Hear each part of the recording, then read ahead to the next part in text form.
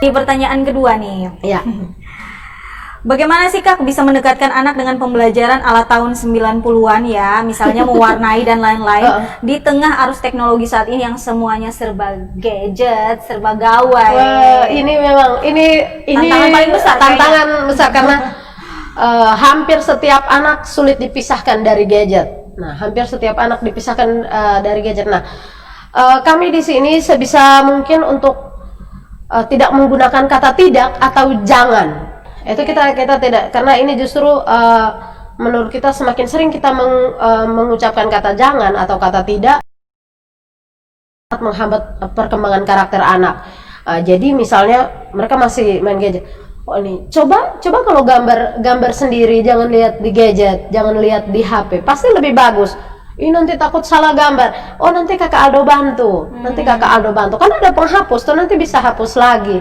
Dan itu mereka coba, dan kalau berhasil kita jangan ragu-ragu untuk memberi pujian. Di huruf kecil juga dari awal kita tuh bagaimana kita mempengaruhi anak untuk fokus pada hal baik gitu. Jangan pada hal-hal buruk. Misalnya seperti ini, kata-kata makian dan kata-kata kasar membuatmu tidak disukai, atau buanglah sampah pada tempatnya. Kita tidak bilang ini dilarang membuang sampah atau jangan membuang sampah, sehingga anak-anak fokus ke situ. Yang sebentar nanti paling banyak bantu adik-adik nanti dapat permen misalnya. Jadi ada reward seperti itu, sehingga anak-anak tuh fokus ke berbuat baik, dibanding ketika kita bilang siapa yang buang sampah sebentar nanti kakak lapor ke orang tua gitu, atau siapa yang nanti gambarnya tidak selesai nanti minggu depan tidak boleh ikut. Nah itu dengan ancaman-ancaman seperti itu akhirnya anak-anak merasa tertekan. Mending kita fokus ke hal-hal yang baik, yang positif, dari negatif ke positif gitu.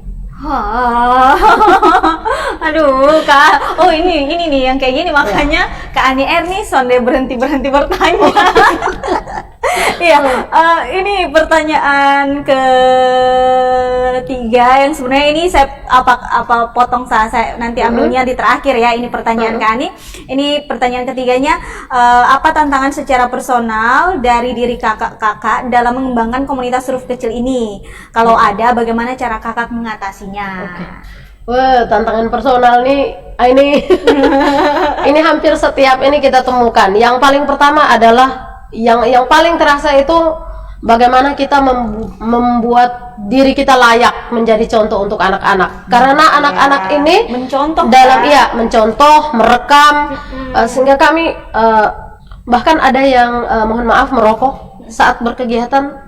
Dilarang merokok gitu, karena anak-anak atau yang mungkin pada keseharian kadang-kadang mengeluarkan kata kasar. Nah, saat berkegiatan dengan anak-anak betul-betul harus direm. Itu jadi tantangan tersendiri untuk kami. Kemudian satu lagi yang ini sebenarnya tidak pernah terpikirkan sebelumnya, itu anak-anak yang beranjak remaja. Wah, ini tantangannya beda lagi ya dengan anak-anak kecil, karena mereka ini kan beda.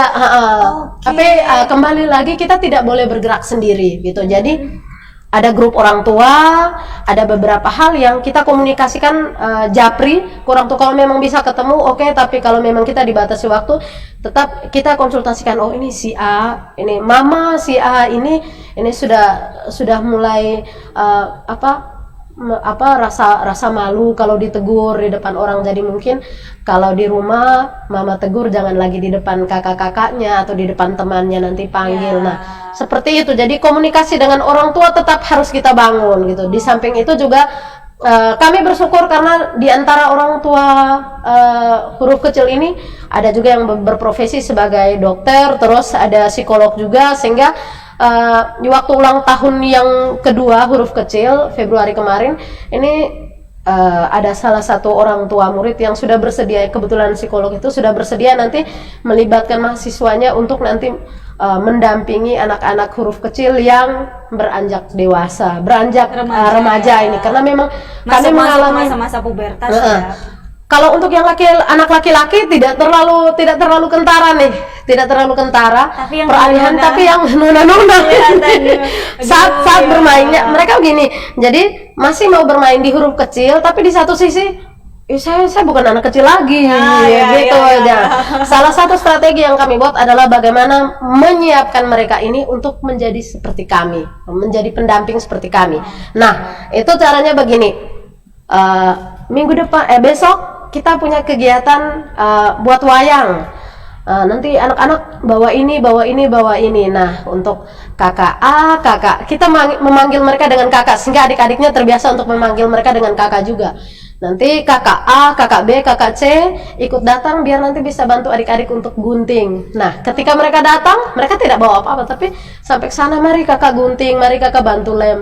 Itu ya Iya. pelan-pelan gitu, dan membentuk mereka untuk bisa menjadi seperti kami itu proses yang tidak mudah, tapi sejauh ini bisa dibilang cukup berhasil. Ada beberapa anak yang sudah tahu, saya datang karena saya sekarang sudah kakak.